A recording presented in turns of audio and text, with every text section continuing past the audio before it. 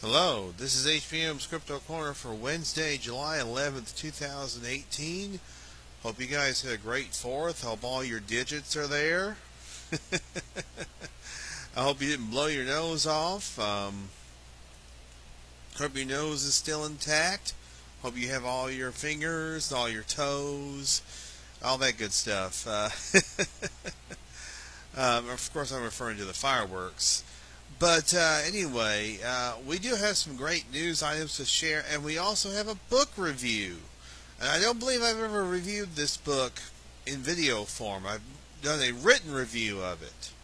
So you guys are going to be in for some double content this week. So let's go ahead and get started. The new In Search Of on History Channel will start airing Friday, July 20th. That's a week from this Friday at 10 Eastern, 9 Central. Check your local listings for time and channel, and there's a great article from TV Insider about the revival. In Search Of, Zachary Quinto follows in Leonard Nimoy's footsteps again. We're all very much used to revivals and reboots these days, but with the return of iconic sci-fi mystery series In Search Of, one big reason to celebrate, besides its launch on the History Channel, is that actor Zachary Quinto is a part of this project. Quinto, who first became known to TV fans for his role as the villainous Sylar on the original run of NBC's Heroes, leapt to greater heights of fame in 2009 when he took over the role of the most famous Vulcan in the galaxy, Spock, in the updated Star Trek big screen franchise. Of course, Spock was first played by Leonard Nimoy in the 1960s television series, and yes, Nimoy later hosted In Search Of.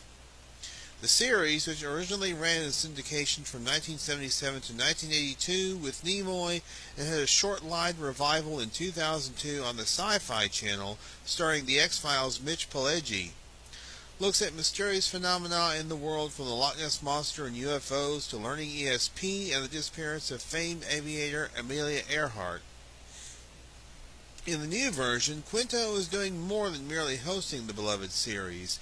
He is also an executive producer and lead investigator, actively participating in getting the answers to the questions that arise about some of the biggest mysteries in the world.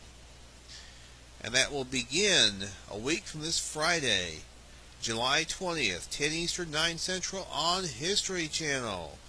And I'm excited about it. It's going to be pretty great, I think. Not just because there's a potential Sasquatch episode in there, perhaps. But, I mean, it's just great to have the show back. It's great to have the second actor to play Spock as the host of this In Search Of. So, it's a win-win all the way around. And I think it's gonna do great. I think it's gonna be great. Okay, we got a few more things to talk about, and then we're gonna get to that book review. The question has been raised.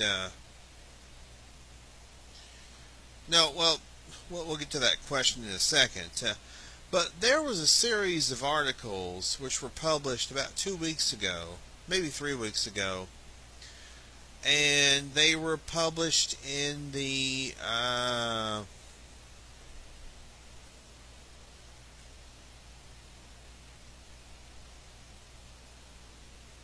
you know what? I'm sorry, guys. I'm sorry. No, I'm not drunk. I'm not drunk. I'm perfectly sober. But anyway, does a creature lurk beneath Cadboro Bay? And this is in reference to Cadborosaurus or Caddy.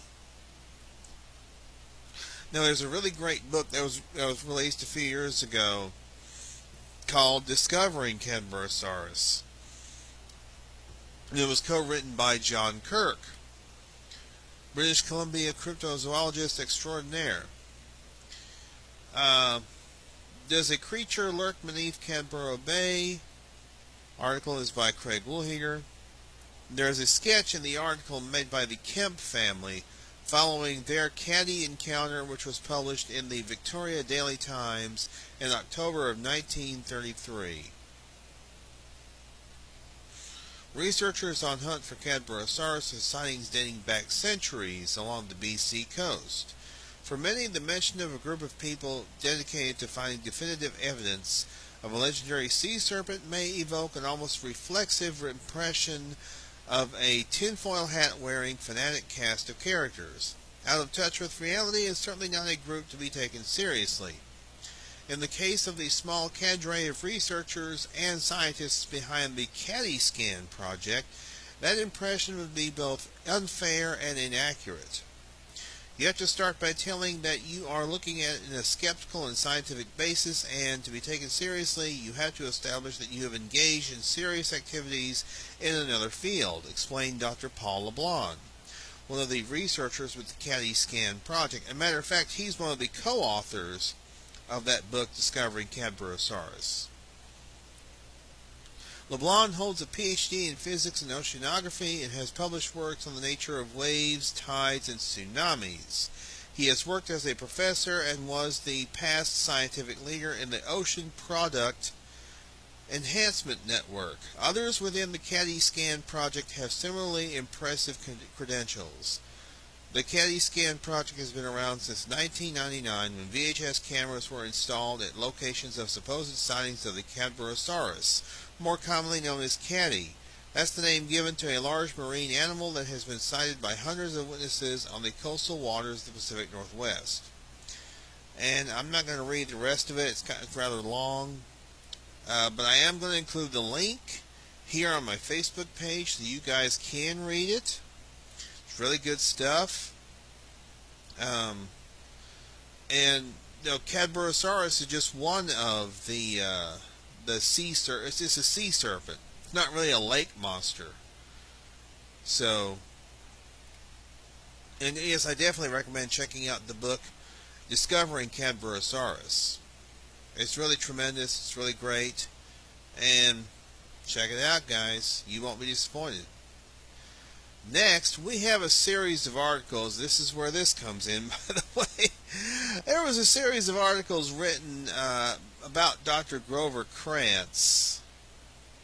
And I'm trying to think what the source was. I believe it was there was the Berkeley. It was on the Berkeley EDU website, and there were 3 articles. There was a 2-part article about Dr. Grover Krantz, and the other article was asking if science benefits from the search for Sasquatch.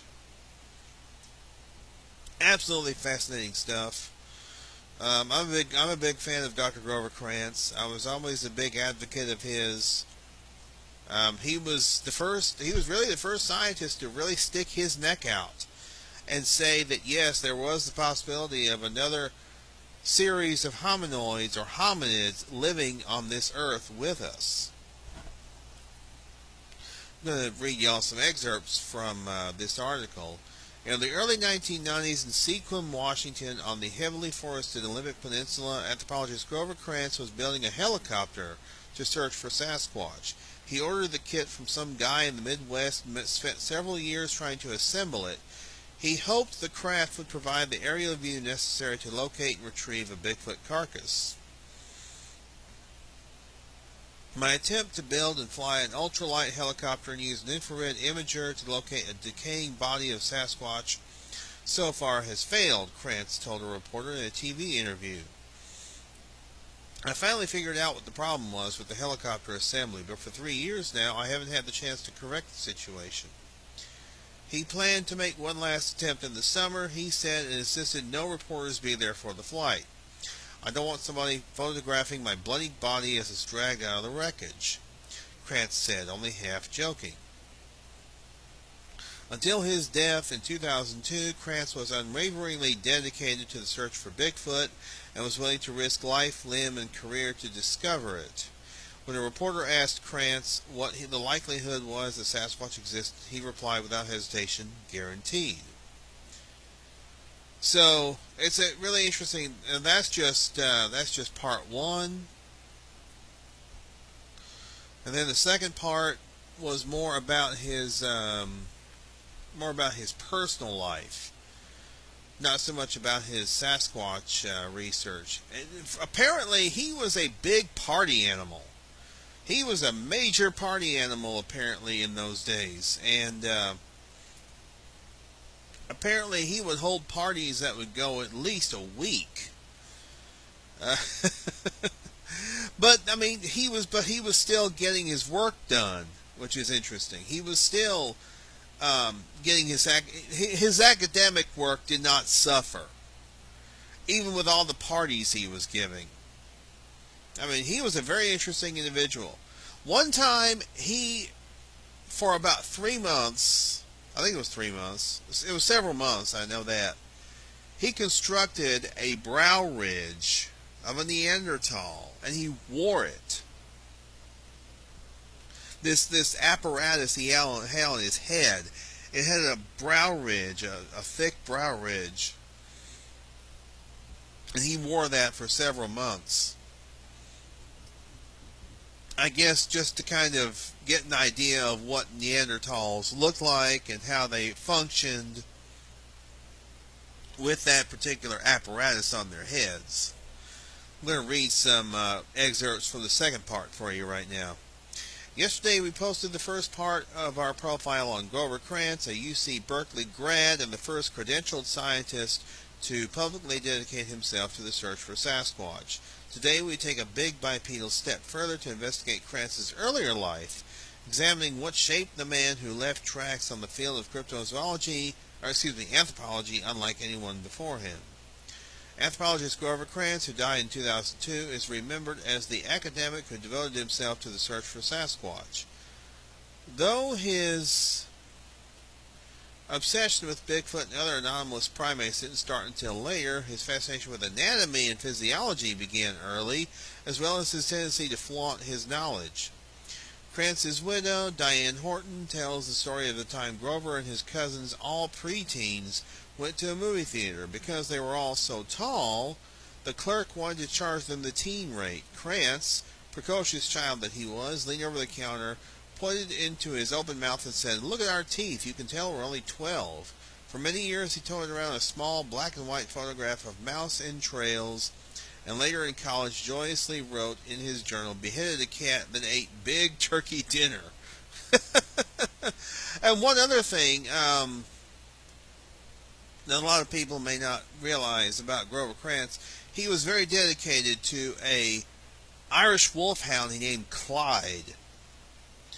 And I mean, he loved that dog. That dog was his constant companion. And when that dog died, he received other Irish wolfhounds, but none of them were as special as his first one. And both Krantz's bones and the dog's bones are in the Smithsonian Institution. And they are posed together. There was a photo of Krantz from, I think, the 60s or 70s, where he's standing and the dog is standing up on his shoulders. Or he's got his paws on his shoulders. It's trying to lick his face. Irish wolfhounds can get very big. I mean, these are huge dogs. So it's a very interesting thing to see that photo contrasted with what Smithsonian has done, which is put the bones of the dog and Grover Krantz with each other in that same pose. But yeah, Grover was a very interesting character. He really was.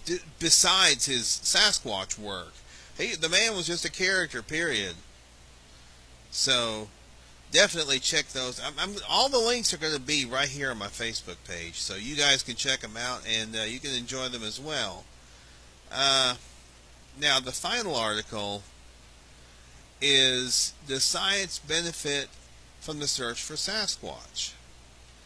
And this is from the same series of articles from UC Berkeley. Alright, I read the part about Grover Krantz. Okay, today we examine the question of whether mythological creatures like Bigfoot are worthy of scientific analysis. The answers we discovered might surprise you. It's difficult to get respect when you work in a field that is referred to as pseudoscience. Cryptozoology, the study of animals as yet undiscovered, relies heavily on folklore, citizen accounts, and amateur data collection to prove that legendary creatures like Bigfoot and Yeti actually exist. In the absence of empirical evidence and of the skepticism intrinsic to scientific inquiry, such methods can be troubling, if not irritating, to mainstream scientists. However, there appears to be more agreement among academics that creatures of folklore deserve scientific investigation. Why? Because cryptid studies have long led to discoveries. Through the history of time, there have been things that were once perceived outside of nature that were then brought into it and understood to be a part of nature, said Cal grad and folklore professor Lynn McNeil in an interview with Radio West. I think that a lot of this interest in the science or pseudoscience of creatures like Bigfoot is in crossing that bridge, bringing something unknown into the known. Take, for example, the giant squid. Since Greek and Roman times, and probably before, people have been telling tales of a terrifying tentacled sea monster of titanic size that could swamp small ships and sailboats, scaring sailors while providing fiction writers with a plethora of material. The giant squid was considered nothing but a fiction by the scientific community for centuries until 1857, when Danish zoologist Japetus Steenstrup managed to find a squid beak so enormous that it could only belong to a cephalopod of jumbo proportions. From all evidences, Steenstrup concluded, the stranded animal must thus belong not only to the large but to the really gigantic cephalopods, whose existence has on the whole been doubted. Following this, bits and pieces of the giant squid were found by others, a batch of tentacles here, a head there, but no complete body. It wasn't until the 1960s that marine biologist Frederick Aldrich would harness the power of folklore to transform myth into reality, dragging to science's doorstep the first and fully intact body of the kraken. Using folk tales from Memorial University of Newfoundland's archives, Aldrich collected sailors' descriptions of where and when they saw the creature, then predicted when the next sightings would occur. He put up wanted dead or alive posters featuring old black and white drawings of a giant squid flailing its monstrous tentacles, with the University of Newfoundland's name at the top. It's a miracle he didn't get fired, McNeil said. 2 weeks later, a sailor caught a giant squid, called Aldrich up and said, "Oh, hey, here it is." So, this is an article about different cryptids. You know, the giant squid, of course, is one of the most dramatic examples, but we've also had, of course, the gorilla, the okapi, the coelacanth, of course, and I believe coelacanth is described in this particular article.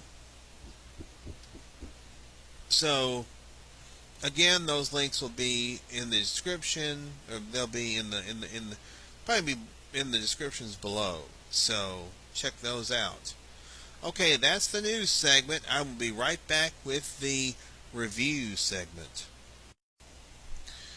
Okay, here's the review segment, and the review is for this Roger Patterson's Snowman book, a bibliography by Eugene W. Badd. I don't believe I've ever reviewed this on video. If I have, I cannot remember, but I believe this is my first time reviewing this in video form.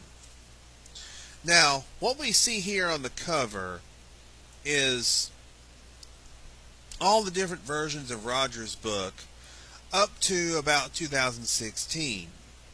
There's a new edition that's being released this year by Hancock House.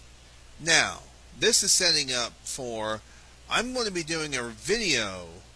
Once I get that new version of Roger Patterson's book, the new reprinting, I'm going to be creating a video all about Roger Patterson's book. And I'm going to include all the versions that I have. I don't have all these versions, but I'm going to talk about the ones that I do have. And I'm going to include some information about those editions in here. That's in here. This, ladies and gentlemen, is an excellent resource book.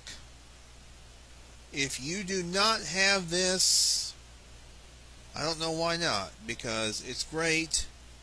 A lot of great information about Roger Patterson's book. It's not a Bigfoot book. This is not a Bigfoot book. This is a general resource book about Roger Patterson's book. And it's fascinating. It's a great book. I do highly recommend this. I'm going to talk a little bit about some of the things that are in this book. Some of the great stuff that you can, some of the great information that you can pick up in this book. There is a preface which talks about book collecting, book editions, printings, and variants. There are several variants of Roger Patterson's book, which can be determined. Like, for instance, I determined what copy I had of Roger Patterson's book because of this book right here. Now,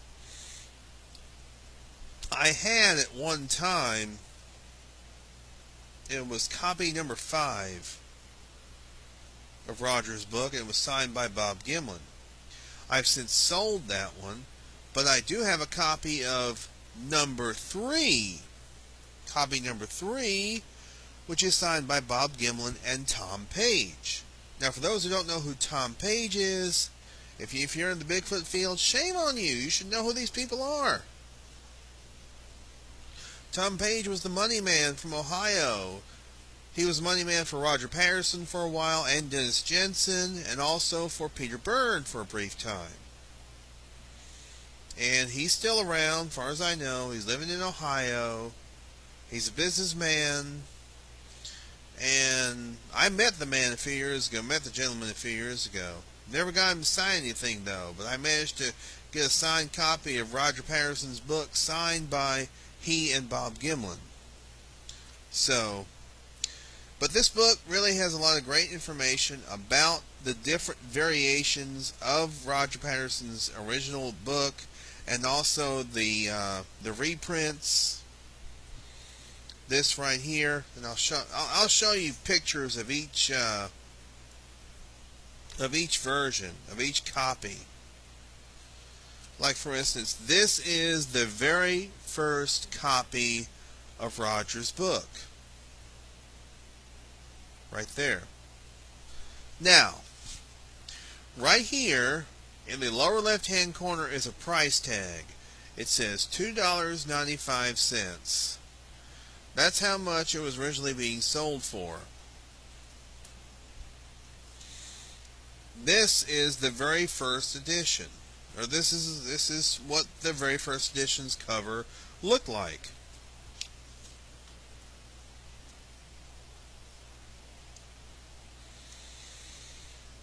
And there's some interesting information about it on these pages. And then right here, you had, this was an edition, a hardcover edition.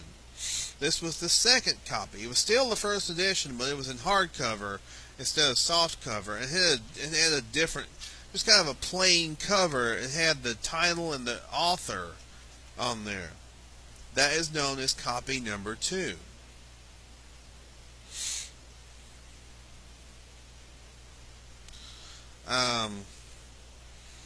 And there's really no difference between any of these books, except that sorry, I'm changing channels. There's really no difference between any of these copies, except maybe something was changed on the cover. This one copy is hardback or hardcover instead of paperback.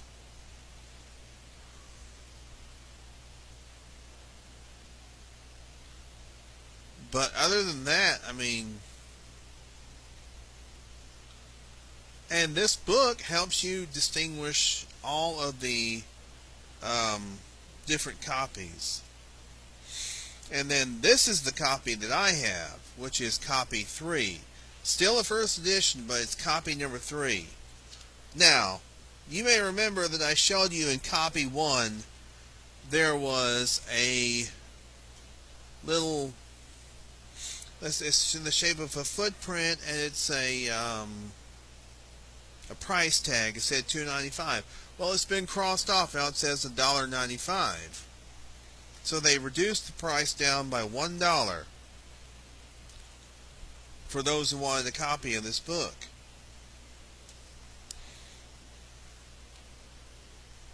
They never could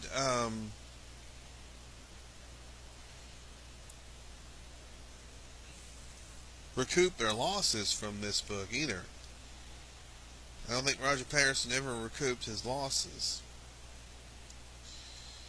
Now that's copy number 3, and I'm going to talk more about the copy that I have in my general overall video about Roger Patterson's book.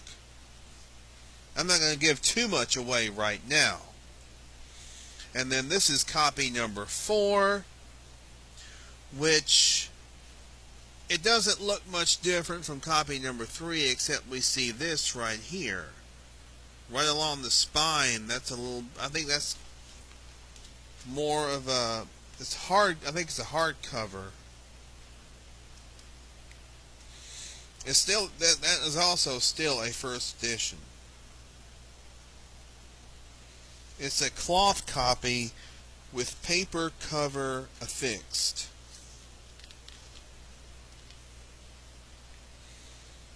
So it's actually cloth. Okay. Now I'm trying to think if apparently this was a cloth cover and not a hardcover. Well, I thought it was a hardcover, but I guess it's not. That's cloth. That's apparently a cloth covered book rather than hardcover. I thought it was hardcover, but apparently it's cloth cover. So again, oh, that's copy number 3. Never mind. Again, copy 4 actually has a cloth back, but has a paper front cover.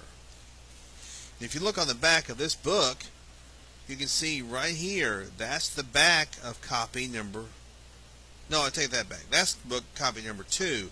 This is copy number 4. This is the back of copy number 4. Really no difference between this and this, except this one is fully cloth, this one is only part cloth. And you can see there's not much difference between this cover, and this copy and this copy. So, and then this 5th edition is a 2nd edition. I used to have the 2nd edition. Not really much different, except there's no price tag right there. Notice there's no price there. Were they giving this away or what? I don't know, but there's no price tag there. Now it may have had like a little sticker or something affixed to it, which may have shown a price, but there's no price there. So, and then copy number 6 is kind of a rare one. I've seen this one on eBay for like $300. Just an unsigned book. Has a sticker on it. This is copy number 6, which I'm guessing, and I'm only guessing this because the sticker says that Reader's Digest says Bigfoot is one of the world's most intriguing mysteries. Now the sticker has the price on it, which is $1.95. So this edition was probably published right around, it may have been after the Reader's Digest article was published in 1969.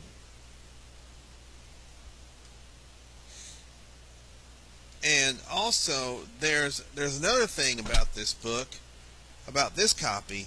There was an actual color photograph, color still frame from the Patterson-Gimlin film in this book. So this was released after Roger got the film. And it was actually the last edition to be published in the 70s, in the 1970s.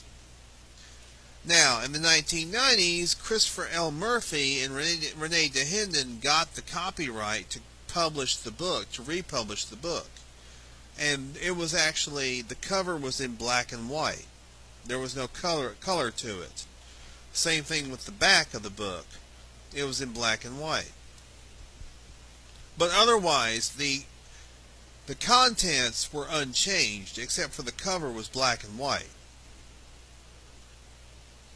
That's copy number 7. Now the final copy, copy number 8, was actually the first Hancock House republishing of Roger's book. It was called The Bigfoot Film Controversy. Roger Patterson's complete book, The Abominable Snowmen of America Really Exist, with an update supplement on the famous Patterson-Gimlin film. Roger Patterson, Christopher Murphy. And I'm going to talk about that when I get the newest edition of the Hancock House edition. And that right there shows the back of the Hancock House edition from 2005. That's when this was released. And I do have this particular book. But there's some really tremendous information in here, and I mean, I would certainly recommend getting this particular book. It's a great resource, especially if you collect books. And let's say you want to collect all versions of Roger Patterson's book, and you want more information about it. This is the source right here. It's tremendous. Get this book, guys. You won't regret it. Especially if you're interested in like collecting. If you're interested in like the collecting aspect and variants and things of that nature. That's kind of what that addresses. So anyway, that is it for this week's HBM's Crypto Corner. Thanks very much for tuning in. And we're going to have another show in a couple of weeks, unless there's late breaking news. If there's late breaking news, I'll come back. Probably, I'm most likely going to have a review of the first episode of In Search Of the day after, which will be Saturday. So be on the lookout for that, because I'm going to watch and I'm going to give it an honest review. I'm going to give it a good review, but I'm sure it's going to be great. And whenever I get the new version of the Hancock House reprinting of Roger Patterson's book, watch out for that video as well. So anyway, thanks guys. I'm about to sneeze, so I gotta go. Y'all be good or be good at. This is May-HBM's Crypto Corner.